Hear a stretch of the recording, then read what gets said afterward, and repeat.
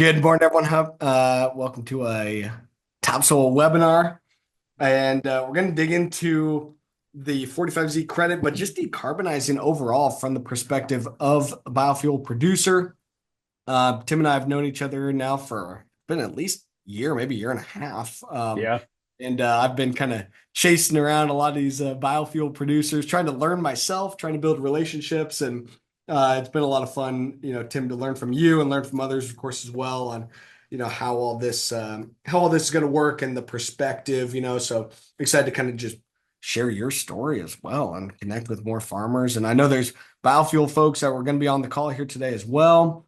Wide kind of audience here of all kinds of different folks, but there's a lot of unknowns in our space right now. hmm There's a little bit more clarity that we got here recently, but there's also a lot of unknowns that are going on. So it'll be fun to dig into that with you here today, share some ideas, share some updates, and but overall, Western New York Energy has been at the forefront of whatever's going to happen.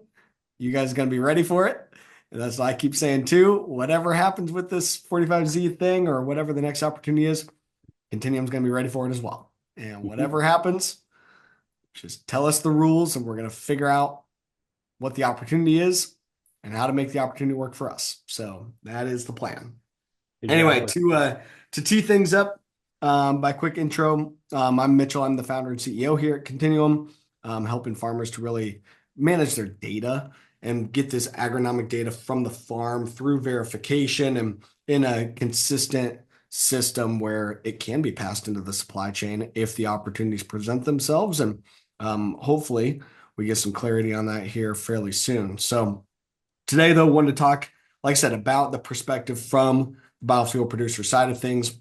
We've gotten a little bit of that in the past, and we've talked a lot about the whole process of how to create tax credits and how to get agronomic data verified and all throughout the chain.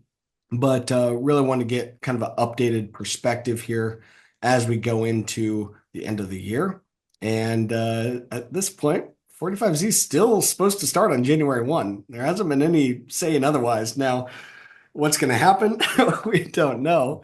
Uh, but it is majorly crunch time.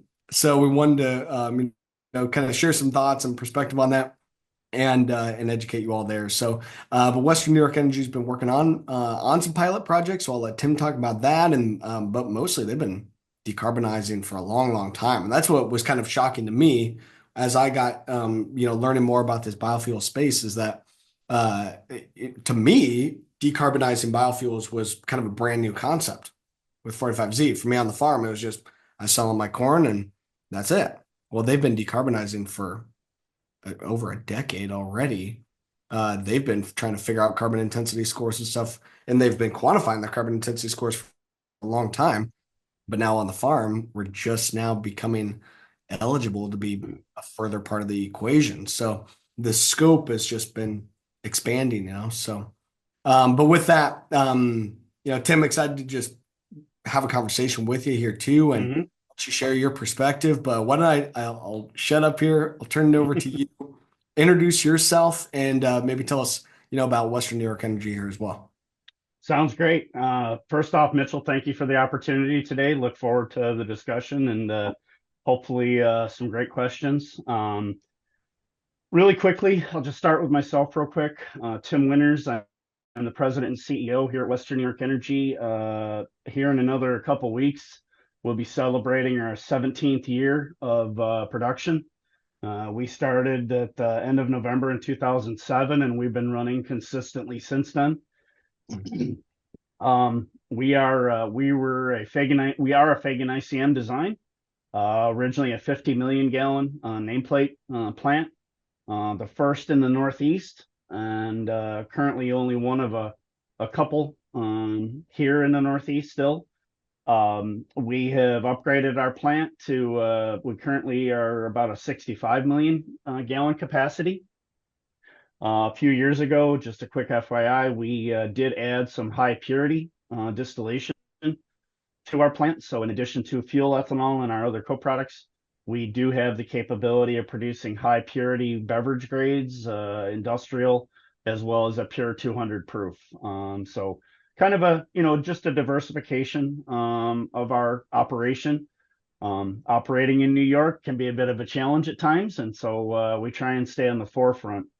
Um, as So we Tim, if think, you were producing that same high distillation stuff a little further south of you, that's where they call it moonshine, right? yeah, You're far exactly. north that it's Yep, not. yep. White Lightning, Moonshine, pick whichever name you want. It's Um, not yep, TTB has gonna a give you few other crap. names. But pretty cool that it's just a further. I was at your plant and you were telling me all about it. It was fascinating that it's basically just an additional purification beyond like ethanol that is a form of alcohol as well. This is just full blown, and you're making 200 proof, if I recall. Correct. Yeah, we're taking it to a 100% alcohol. pure ethanol, to a pure 100% ethyl alcohol, taking out any of the impurities. When you think about fuel ethanol, just really quick, there are impurities that don't really a gas engine doesn't care about, Mm, methanol and some other things. Obviously, methanol at certain levels is not great for you to drink, and not good for us as humans. But we take all that out, and so then we have a pure tasteless, odorless ethanol that the distilleries in that we're dealing with really like, because then we're not modifying their taste profile. They can do whatever they want with it, whether it's canned cocktails, vodka, gin, things like that. And so it's awesome. it's been a challenge after COVID, but it's given us the ability to diversify, and slowly but surely we're adding to that business. It's awesome. Um, But the main as thing we you've been adding to the ethanol plant overall, hmm and around for 17 years, so it was hmm darn early into the thing, and you've been there the whole time and Yes, seeing this continue to progress, and now, but it's a farmer owned, locally governed board ethanol plant.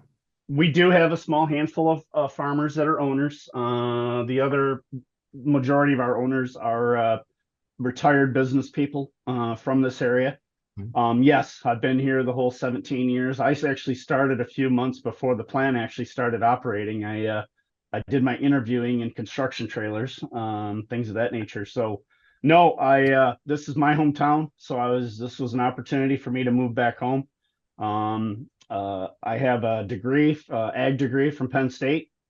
And so I was out west for a few years using that for a large grain and fertilizer, and that company had trucking, cotton gin, all of that. This gave me the opportunity to move back home, bring that experience with grain. Had to learn the ethanol piece. Didn't have that experience, but Mhm. certainly know the grain and feed business, and that's my background Love it. for the most part through my career.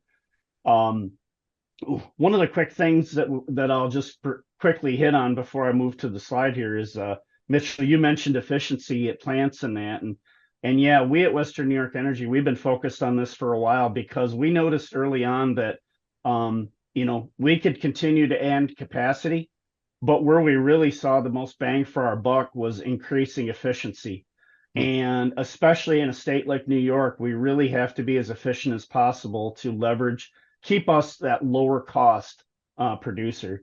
And the new terminology is lower CI, but in reality, it's the same type of thing. It's really efficiencies in the plant. As an example, we're an EP3 plant, which is a highly efficient producer program that the EPA put back.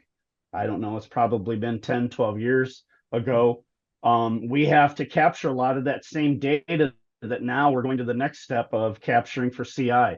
And so this is something that's been evolving over the years, and we've been really trying to stay ahead of it, especially when you consider New York has a pretty aggressive climate.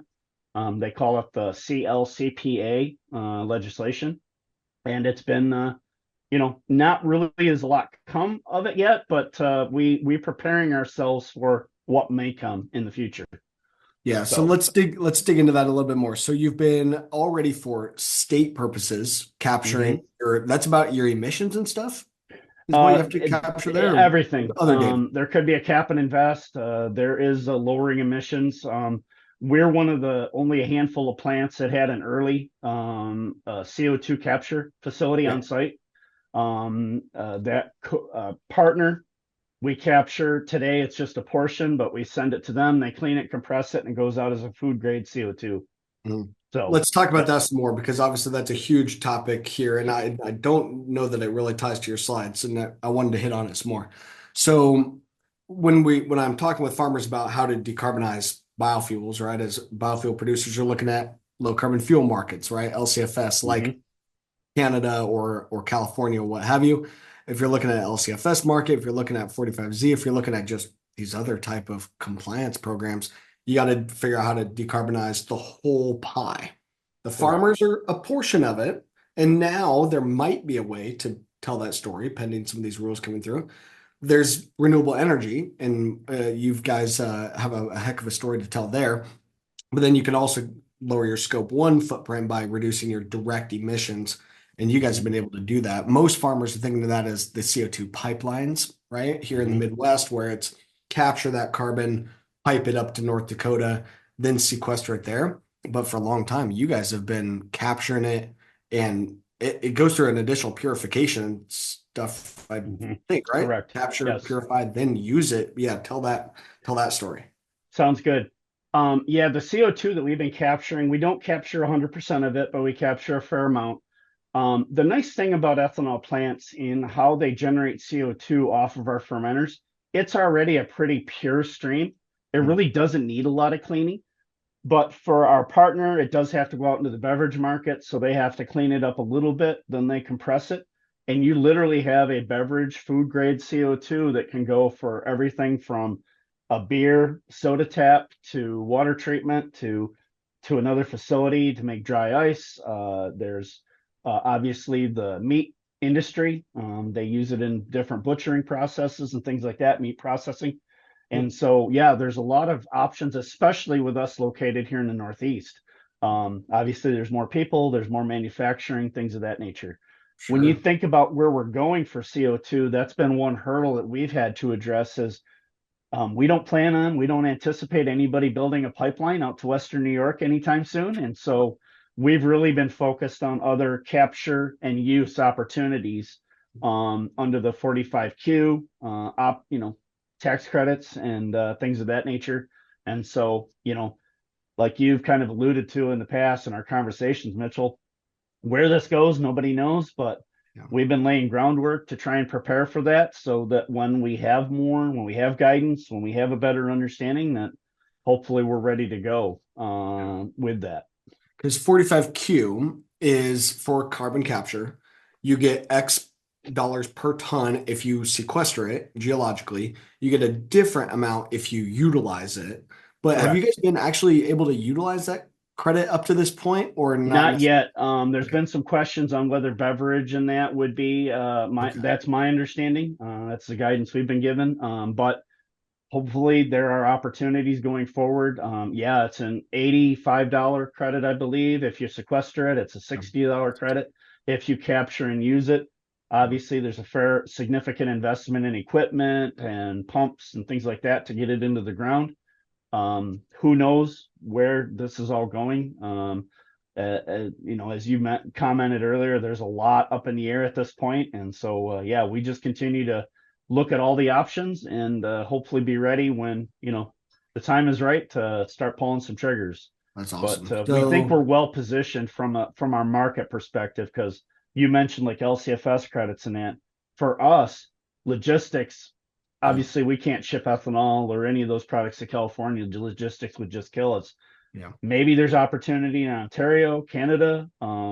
Maybe there's other opportunities in some other eastern states, but we're just kind of looking at all opportunities at this point. Mm. Yeah, and there's been I know you've been involved in a lot of the conversations of New York looking at a LCFS market themselves or some low carbon Hmm. fuel regulations or New Jersey or other states, but it's all a long time work in progress, Yes, right? That yes. maybe those opportunities will open up. But today, where does most of your ethanol end up going today? Pretty much into our local market. That's all We pretty much. there's a when you think about a population centers here in the eastern United States, we don't have to go too far with it. Yeah. And one of the nice things for us is we also our distillers doesn't have to go too far either. Being in rural Western New York, we have a lot of dairy farms out here that need a lot of feed. And so we have some pretty good opportunities, pretty decent markets here at this Yeah, point. that's awesome. Makes sense. And that's obviously why you guys have been able to be successful for Hmm. 17 years running. Yep. So with the carbon capture deal, how long have you had that already? And what was the original like thought process of we should do this? Because obviously it wasn't tax credits at that point. No, no, it was strictly a revenue generator at that point, which it was never, we never really anticipated it being a big revenue generator, Sure. but it was an opportunity in early days in the ethanol business. You knew, the way an ethanol plant works, you can't just produce ethanol and throw everything else away. Otherwise, the economics don't work. Yeah. You really have to have quality, high quality co-products to really make financial sense. And for us, I think that plant was up and running around May or June of 2008. So we Oh, really had it up and going pretty quick after our operations. We wow. were also one of the early plants, early adopters for extracting corn oil. And so we really took an aggressive approach early on to make sure that we were, trying to generate as much other revenue, if you will, other product mix as quickly as we could. That's awesome. So yeah, like right away doing the carbon capture on a portion Hmm. of the system. Hmm. I believe you were telling me you have the ability to increase your capture where you could capture all or Yes. darn close to all of it, right? Yeah.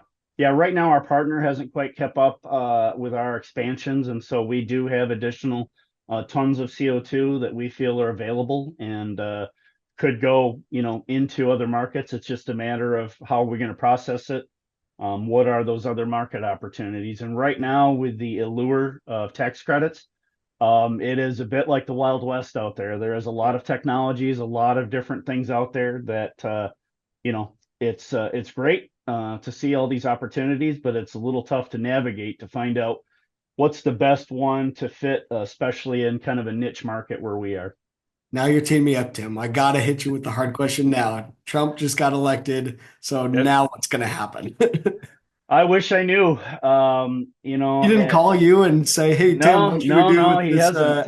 ethanol stuff?" He Well, hasn't I can yet. tell you we're getting a lot of calls now though, since he is going to try appointing Lee Zeldin, the EPA administrator. Lee Zeldin, I forget how many years ago, ran against Kathy Hochul, trying to get the governorship, and so It was just a somebody that couple we're years familiar ago. with. I was reading into it. It was just a couple years ago that he Yeah, ran. yeah, 3 years ago, maybe two. So yeah, it hasn't been that long, but yeah, somebody we're certainly familiar with, and I'm sure there will be more conversations. But as far as the Trump administration, I think it is really, I guess the best way I can put it, it's a jump ball. We don't know exactly where things are going. I think there were, no matter who had won the election, I think there were a lot of question marks where things were going. There has been, to your point earlier, there's a lot of work yet to be done, whether it's 45Z guidance, whether it's putting programs in place, pathway registrations, all of the above related to biofuels. There's work yet to do on the RFS, the Renewable Fuel Standard. And so we're just really, as an industry, we're really eager to get started, have the conversations. I will say, I will put this out there, Tim Winter's opinion here. I think myself and the industry, we're optimistic that a Mhm. lot of these programs are going to stay in play because they really are, in a lot of ways, for instance, 45Z in that, it's bipartisan.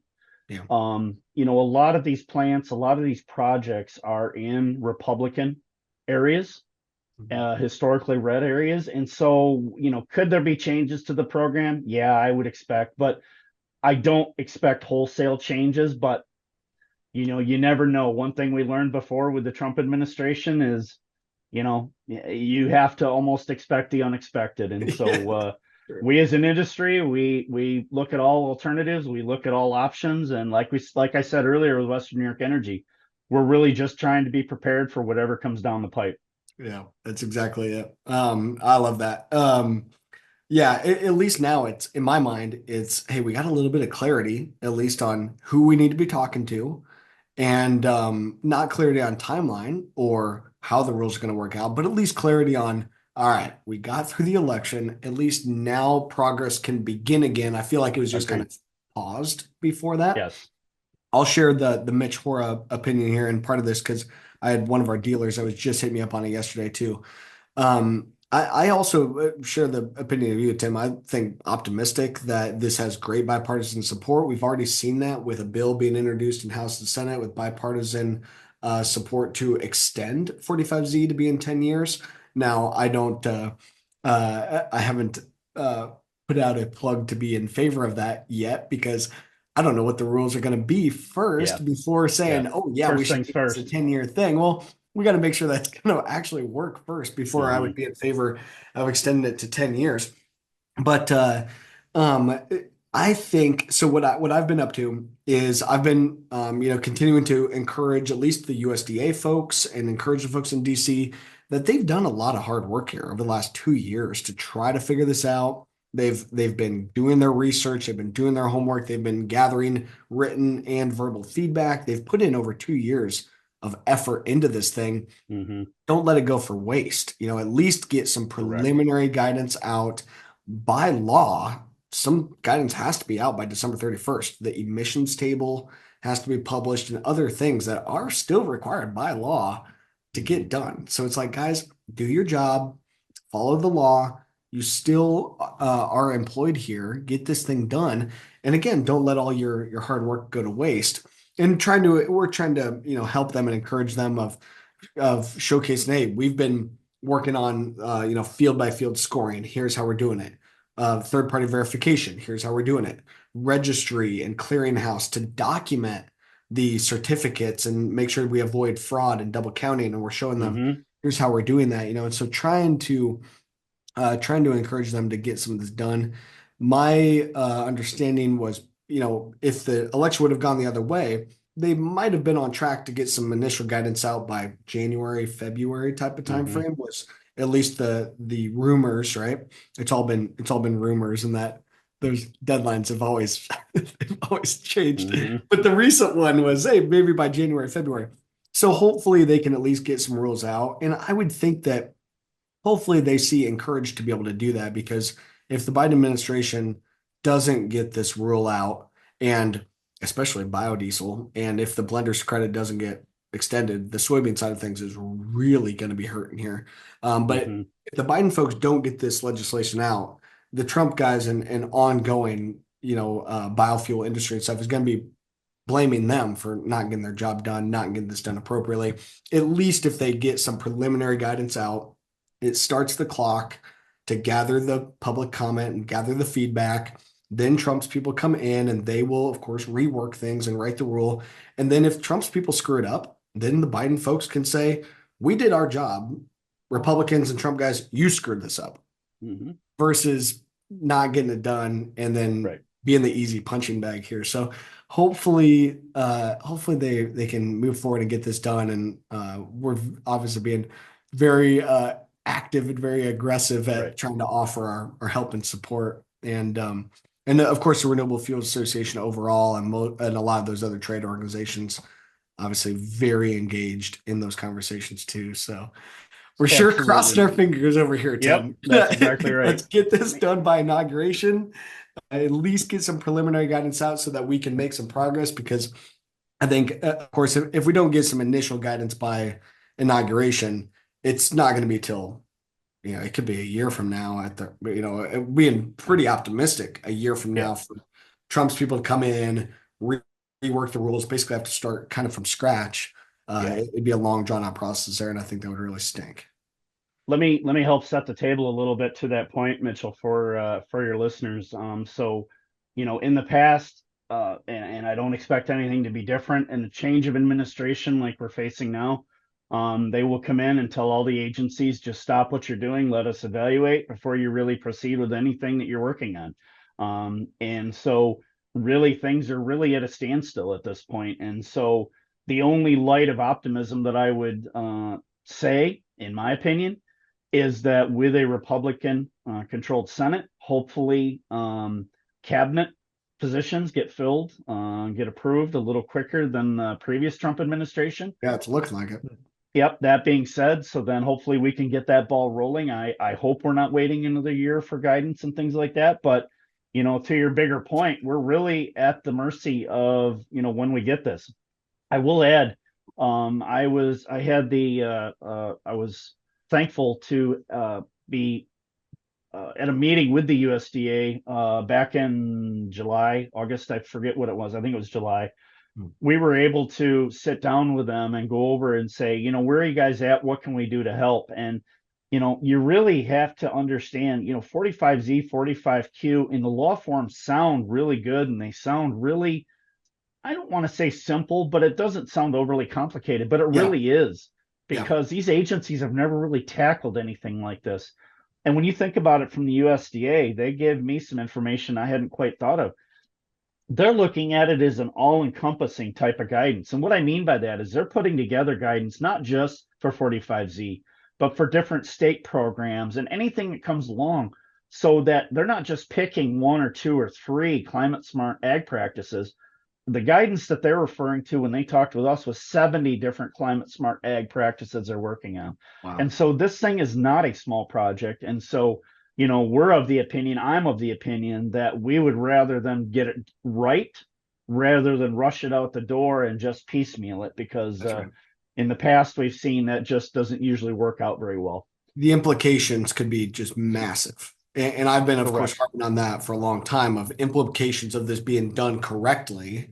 The Yep. ripple effect is just, I mean, it's going to be global, all changing ripple effect of changing Correct. the way that companies quantify their scope 3 carbon emissions, changing how these different supply chains are going to operate, changing how farm finances are going to work, changing how the Hmm. data management is going to work. And Correct. I mean, my story, of course, is my corn goes to feed pigs. Only a small percentage of our crop goes to the ethanol plant. The pigs are 6 miles away. The ethanol plant's more than 40 miles away. So we do some of it, and being a shareholder, we're obligated, of course, to deliver some crop there. But Hmm. but it's a lot easier for us to just take it 6 miles to the pigs Hmm. versus clear down to the ethanol plant. But if there does become a financial incentive to go to the ethanol plant for our low carbon crop, which this year our corn ended up being a CI score of about 2.3. So the pork guys, they don't have any opportunity to utilize a corn that has a CI score of 2.3, but potentially the ethanol plant would. So Hmm. it could really create a ripple effect there, especially if they do end up doing a mass balance approach, or where you do have Hmm. to document and actually deliver the grain. If they do a book and claim, which we're Hmm. definitely in favor of, and it would really simplify things, and not it would make it more inclusive for more folks to be able to participate, and not have to attempt to track all the grain and the delivery and stuff there. But then it does open up. You got to track all the data. Government's never done that Correct. before. How do you do the registry act of that? Who's going to verify this stuff? How's it going to be documented and tracked through? And when you're talking potential for billions of dollars worth of tax implications and financial impact here, you better get it done right because Well, the to your point, Mitchell, blowback could this be is not the huge if they first get it time. done Yeah, wrong. it's got to be. And, this is not the first time the government's tried something like this. Mhm. I've used this example before, back after 9/11, the Food Security Act. And, they wanted to be able to, the ideal was they wanted to be able to, when you buy a loaf of bread, you knew exactly what wheat field it came from. In theory, that sounds great. It's very complicated because our grain handling system here in the US just doesn't accommodate A to Z, and everything is commingled, and unless you're using mass balancing processes like that, it's very hard to do. But to your point, those programs are coming. A pig producer doesn't have a financial advantage to use a 2.3, but in my opinion, I think that day is coming. I think it's coming to all producers for all markets. And Yep. so really we're really setting a bar here on what could happen. And in our area, we're very diverse here in Western Europe. There's a lot of vegetables, there's apples, there's fruits, different uh, food products that someday could very well take advantage, not just corn and soybeans. Yep. And so we really see this as a real learning curve. We're going to learn on corn now, and where the potential goes, which is, kind of leading into the slides, Yeah. we spent some time focusing on Western New York Energy as far as our efficiency in that. Always been curious about what are we going to be able to do in the farm in that. And when 45Z kind of came out, um, the agriculture here in New York is a little different. We have a little bit different growing season. We have different corn varieties in that. And so when you dissect the CI score, which I know your listeners have heard this before, but just as a refresher, roughly about half of the CI score comes from an ethanol facility. The other half comes from corn production, based on some of the GREET modeling. I wholeheartedly believe, and I have actually said this in Albany and the DC, when you think about renewable energy as a whole, wind and solar the best they can ever do is achieve net neutral or zero. Yeah. Really, agriculture working with biofuels potentially has the best potential to create a carbon sink, or really what we're saying is carbon negative, taking that CO2 out of the air, putting it into the ground. I mean, God created some plants that are some of the best CO2 converters in the world, and we really need to take advantage of that. Yeah. If you want to hop to the That's next spot on. slide. One of the other things Yep. there we skipped over before. So as you guys are looking at it, you've got 50% from the farmer that we've never really been able to do before. You've always been focused on your 50%. So you Correct. captured it. We haven't talked about the hydropower that you guys are Good uniquely point. positioned Thank to you use for as well. reminding. Yes, we are. We're one of the reasons we're located where we are here in Medina, New York, is we're within 30 miles of the Niagara Falls hydropower plant. And so almost all of our electricity comes from that facility. And so that hydropower obviously has a carbon, well, I shouldn't say obviously, but it has a carbon score of 0. There is no emissions or anything related to it. It is strictly water going through some turbines. And so we are well positioned. Now, obviously, natural gas has a bigger impact on our score than electricity. Let me be honest there, but we have a pretty good start, and it gives us the ability, not to get off too far off a tangent here, but there's a technology that we have signed on for that will use mechanical vapor recompression, basically warming up warm water back up into steam using electricity as a trade-off to, we think we can reduce our natural gas use by upwards of 20% or better. Wow. So that's something over the next year and a half we're going to be working on. And so Hmm. we feel well positioned to take advantage of that. Well, and like I said, you guys have already barely been pushing on it Mm-hmm. before this, and of course, that's then what prompted some of the pilot program stuff. Is you're Correct. already kind of at the starting gate. You've already been working toward, like you've kind of set yourself up to be in position that if there's an opportunity to capitalize, you guys are sitting there to be able to do it. So yeah, tell the story of We want to be how ready that to came go. about. Yeah. The biggest thing when I started thinking about what can we help, how can we help with farmers? I've grown up with farmers in this area. I've known most of them most of my life. Really, I have a business to run here at the plant. I have investors to report to, but the father and son that started this, the father was a farmer his whole life, and this project started as a way of helping farmers. He wanted to reinvest in a business that could help farmers, and so that's really at the core of what we are here at Western New York Energy. And so when we took a holistic look at 45Z, we're thinking, okay, what can we do rather than just sitting on the sidelines waiting for guidance? And so we think there is significant opportunity as we sit here and wait for guidance. We really wanted to create a program. How can I help farmers understand this without having to make a lot of investments, put them at financial risk? What is the CI score here in New York? I had no idea. They didn't. And so the biggest thing out of this is we really needed data, to go talk to New York legislators, to go talk to regulators. I cannot tell you the excitement that when we told them about this program and that we were going to have CI scores on around 20,000 acres, I believe it is, Mhm. to share with them. They were like, when can we get it? Can we come and see it? Yeah. USDA, New York, a different DEC, NYSERDA, different agencies have been really excited about this. And so we want to leverage that to say, okay, when you think about investing in research dollars in that, where are you going to go with those next investment dollars? Do you want to invest in more solar that can get you to zero, or do you want to invest in a program that can potentially sequester even more carbon in the soil through the use of plants? Um, I have to call out special thanks to the New York Corn and Soybean Growers Association. The program that we have, this pilot that we're here discussing, I helped kind of come up with some of the ideas, but really they are the ones that need to take the credit because they put together $50,000 worth of research funding. And basically, what that'll do is help offset the farmers who are participating in this pilot. So it doesn't cover all their costs, but it covers the majority of it so that at the end, they're not really at risk because I can't show them a tax credit. I can't show them a return on investment quite yet, but I wanted to be able to capture that data. So we really Yeah. needed that insight. So we've been helping, the farmers to gather that and actually go through the full verification thing too, because showing the legislators, hey, here's some scores, that's hearsay. Showing them here's verified, legitimate scores of what has actually occurred that's already been through an accredited third-party verification. Okay, now we're talking some additional firepower. I was just And looking putting to that in tandem with the work we've already been doing to lower our CI to scores. lower your Agree CI.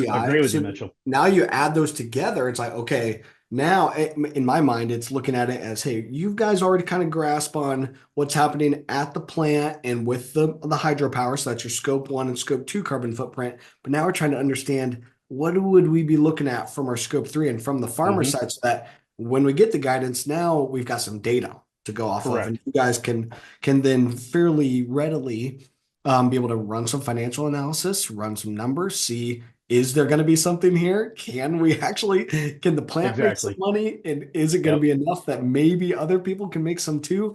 But at least I'm not starting from scratch. And I think you're exactly right, Tim. Of we could have either sat on the sidelines and just waited for guidance, then go try to gather data, then go try to figure it out. Or, I think you guys are going to be in position to get guidance and be more, again, readily available to make more informed decisions, more actionable.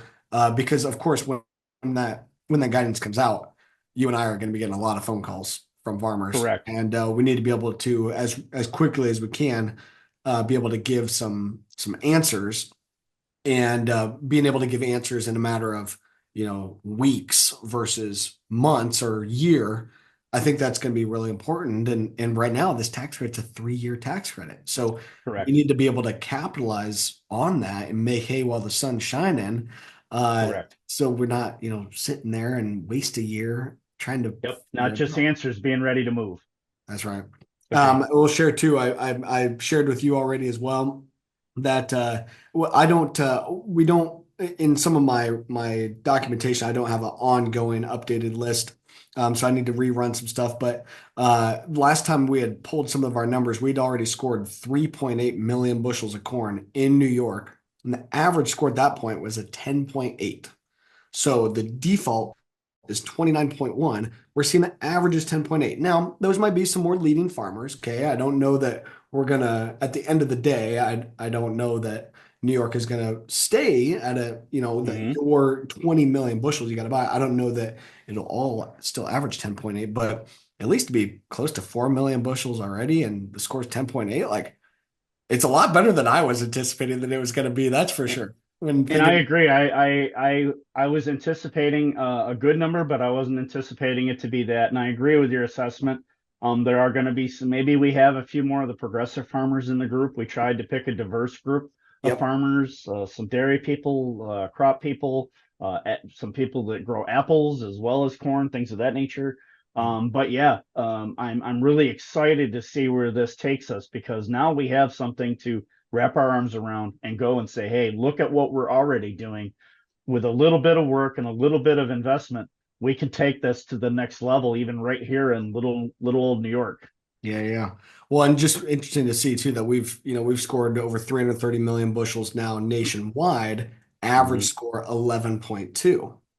4 million bushels in New York, average score 10.8. So that's kind of That's kind of encouraging. That Yep. pretty close to the average, but slightly better. So Agreed. Agreed. definitely, like I said, I definitely was not expecting that. And again, maybe it'll change, but shoot, if your score ends up being a 15 or an 18 for your corn, like Already 50% better. What else can we ask for? that's a pretty that would be to me, I think that'd be pretty amazing if you're able to be able to pull that off. And Yeah. obviously a heck of a story to tell at the end of the Yep. day. It's Agreed. the government thinks that that your farmers have a score of 29.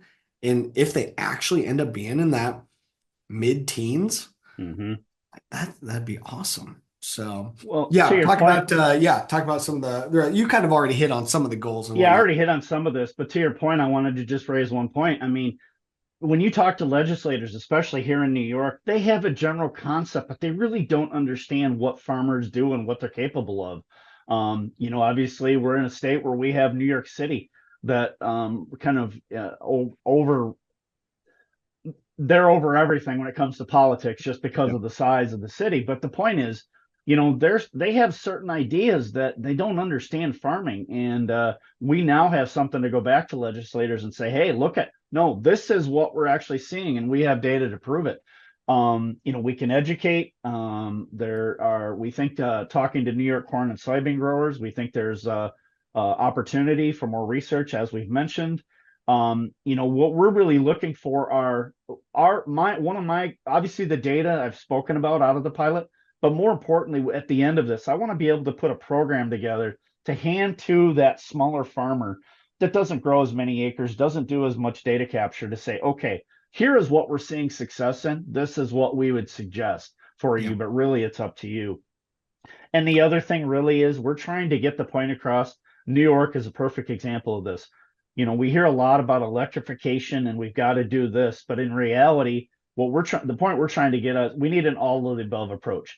Let's think of this technology agnostically Mhm. and understand that let's let the market decide some of this because there are other opportunities and we need a little help for farmers to understand that as well as regulators and Yeah, legislators. that's why I love it so much that I don't come from the ethanol side of things. I don't come from the carbon side of things. I come from the soil health regenerative ag Mm-hmm. side. It's like this to me is the first time there's a new scoreboard for agriculture, a scoreboard that rewards that farmer Uh-huh. innovation, rewards adopting some of these soil health focused practices and a potential now for a financial incentive that can be shared to help to Mm-hmm. drive the adoption of regenerative ag. And the math could work out that the pie is just so much bigger than today's like conservation programs or farm bill Mm-hmm. programs, right? That have gotten us where we are, across the country, about 30% adoption of no-till, 5% adoption of cover crop. But there's been hundreds of billions of dollars spent on conservation, Mm-hmm. and we've only made it to 5% cover crop. Yeah. But a program like this, I think that significantly rewards the adoption of cover crop and no-till and better nutrient management. I think it's just going to really accelerate the adoption of these practices, and that's what I want. I think farmers are going to be better off for it. I think they're going to be more resilient, more profitable, more stable Mm-hmm. by adopting these soil health practices. And then when the tax credits go away, because they won't be Mm-hmm. here forever, Yep. then you've got a more no, our cost of production on the farm is more stable or lower cost of production, more stable yield, more stable supply chain for the utilization of for biofuels or what have you. And then it's lower carbon as well to help a Exactly. better story and open up opportunities for sustainable aviation fuel or just being All the blended in above. for all of it. farm Farmers are stewards of the land, and I think a lot of people lose focus of that. Yeah, They get some, especially like New York City and downstate. Sometimes you hear some really harebrained concepts of what they think farming is about. yeah, I mean, farmers succeed because they take care of their land. yeah, They now have an opportunity, potentially, depending on how the guidance is done, to get a return on their investment beyond just yield of a crop. They can now, if you've really been doing the things that you really haven't gotten a return, but you know it's good for your soil, now you have the opportunity to take advantage of that. Now you can get a return on investing in new technology, new equipment, new tracking software, GPS, all of those things. And that's where I'm excited about is to help farmers take things to that next level. Me too. And I've been, looking at this carbon space since 2019. I've been really deep into it, trying to figure out like, is there an opportunity for the farmers that we work with? Is there an opportunity for my own farm? And the answer for the most part has been no, like Hmm. at least not a significant opportunity, maybe a Right. small opportunity. We were able to participate in a carbon inset program for the first time last year. Got an average of about $20 an acre. Not bad, not bad at Hmm. all. We'll definitely take it. We're thankful for it.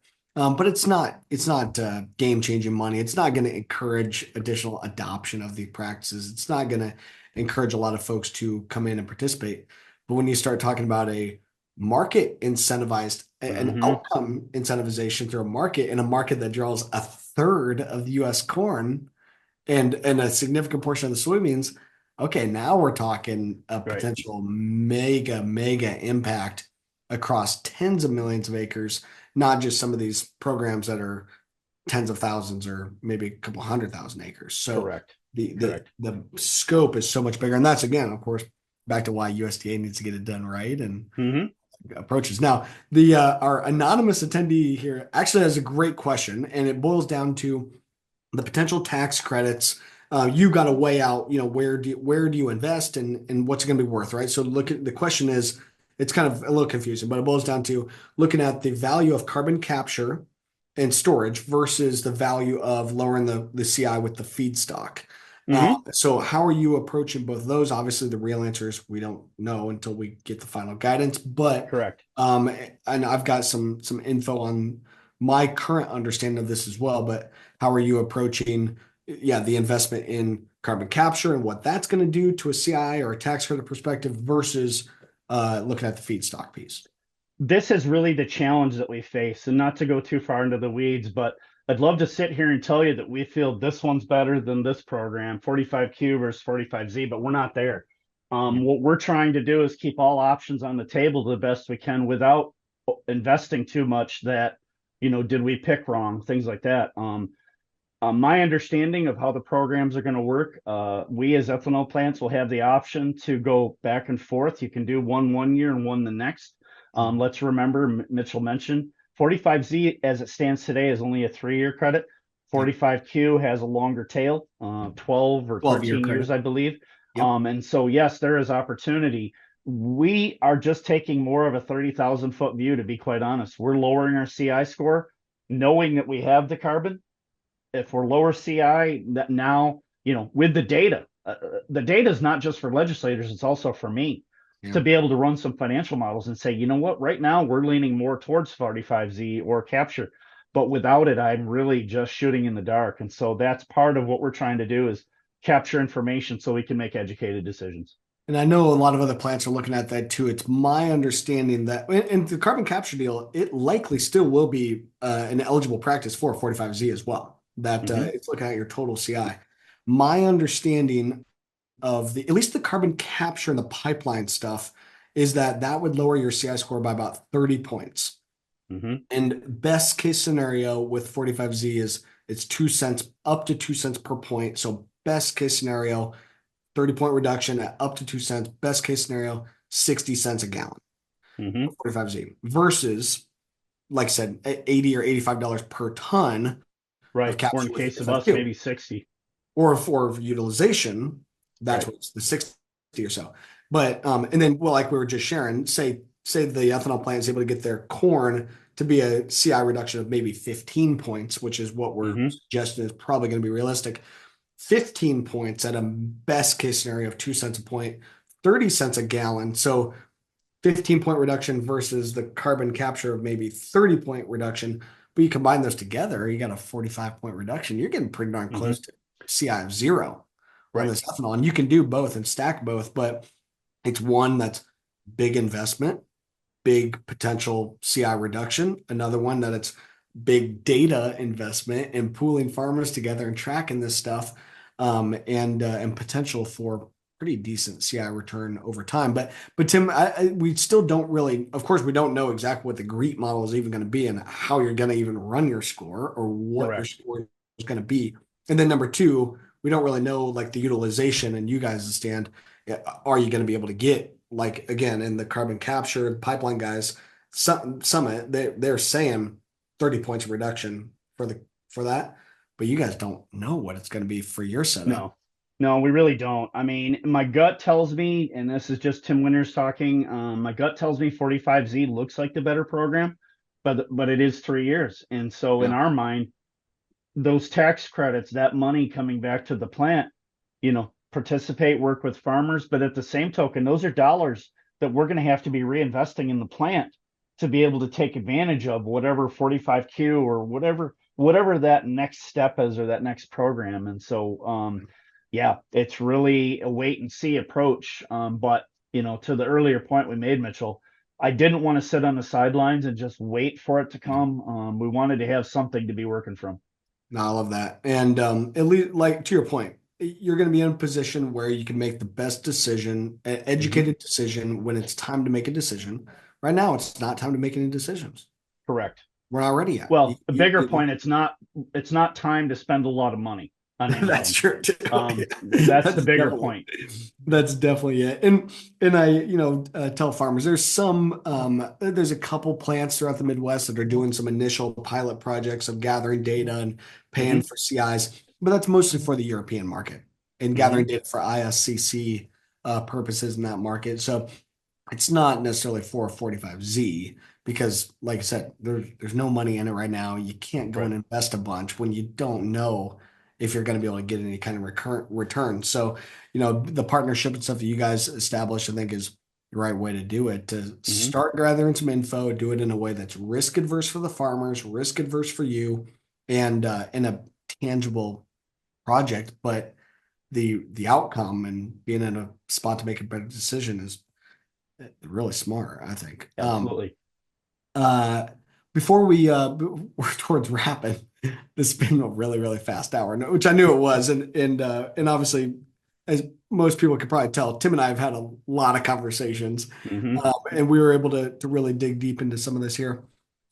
One of the things you mentioned before, it goes back to we need to keep encouraging this administration to get the rules out. I mean, in my mind, that's like it is an all-out blitz, get the rules done. Now, like you had shared with your conversations in DC this summer, they're looking at all these climate smart practices and trying to make some guidance and some rules about that.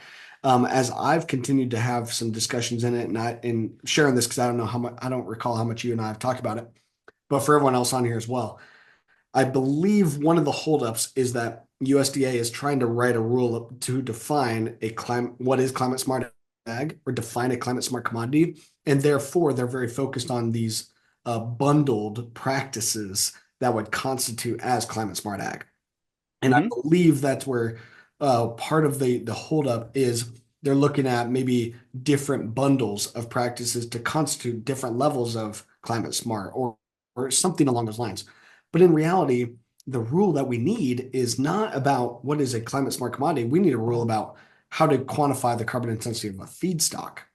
Hmm. There might be some overlapping practices, there might be some overlapping definitions, there might be some consistent themes, but those are two very different things. And Hmm.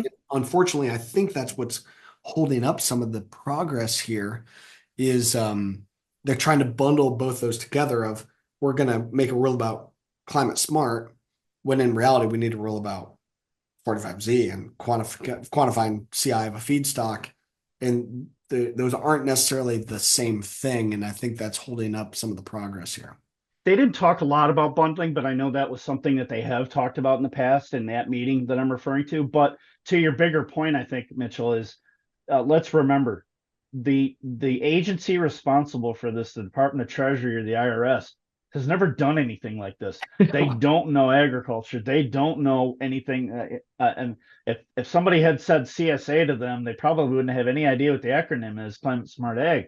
But in our discussions in DC, at least in my discussions, USDA and Department of Energy and some other agencies, they have quite a hill to climb to educate the IRS and get them to something that fits in an IRS mold to generate a tax credit and things like that. Fit in a nice, neat tax table. I'm not sure what that's going to look like. I really don't have any idea, but I can tell you, they know it is a complete uphill battle to get there. But yeah, that's the challenge. Is USDA is taking more of, in my opinion, a holistic approach, trying to do something now for other programs, whether it's New York's LCFS potential, things like that. But you throw that on top of also trying to educate the IRS at the same time, and you've got quite a hill to climb. But Quite a I helmet. think they'll get there. And yes, the good news is that there's dialogue. They're talking to our industry. They're talking to corn growers, things like that. And so I'm still hopeful. And you even mentioned that IRS is communicating directly with you guys too. You're Correct. sharing with me before, like Yep. you guys Yeah, had to as a fill out part of. application. You had to fill out an Yep. application, and now there's some conversation going there. So Correct. that's encouraging to me as well.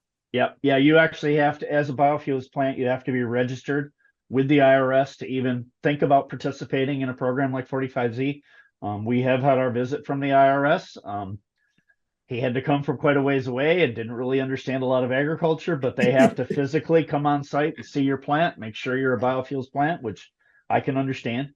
But yeah, no, they have a lot of questions. Let's just say it that way. Yeah, I'm sure that guy got an education that day He and did. his was He did. scratching. Yep. Hopefully, hopefully you took him to that to your Mexican joint there in town and got him a margarita afterwards. He We were probably going to, but we didn't make it that far. He had to turn right around and head back. So That's funny.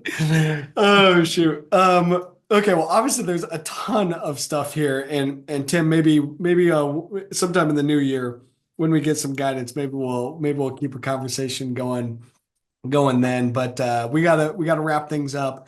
For understood. farmers that are on, if you do want to get your CI score, like we've been talking about, we've scored well over 300 million bushels now. You can go to our website and get it totally for free.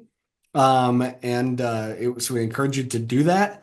And to wrap, we're going to continue to do more and more of these webinars. We do our CI chit chats every Tuesday. So join us Tuesday morning at 7:45 Central. But also got another webinar coming up here with Paul Neefer. He's the farm CPA, very, very honed in on tax credits.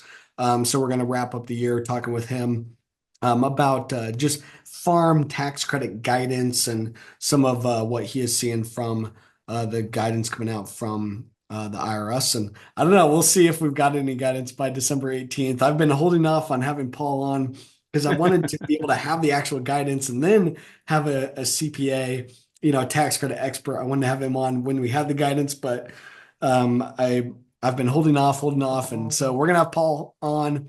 I've been on his podcast at least 3 or 4 times. But so excited to have Paul on and share some conversation there. Tim, any parting remarks from your side? No, thank you for the opportunity. And any questions, funnel through Mitchell. I'm welcome the opportunity to answer them. And Yeah. thank you for the time today. Tim, you're doing an awesome job. It's been great to be able to work with you. And again, a thanks Same to our here. buddies there at New York Corn and Soy Yep. for their support of the project and just I think you're in a really really cool spot. And just I've said it before too. Just your ability to work with your farmers and really have those farmers in mind. It's super encouraging to me. So just Mhm. kudos to you. So, all right, everyone. We got to run. Thanks for hanging out, and we will catch you here next time. Have a Thank good you. one. Take care.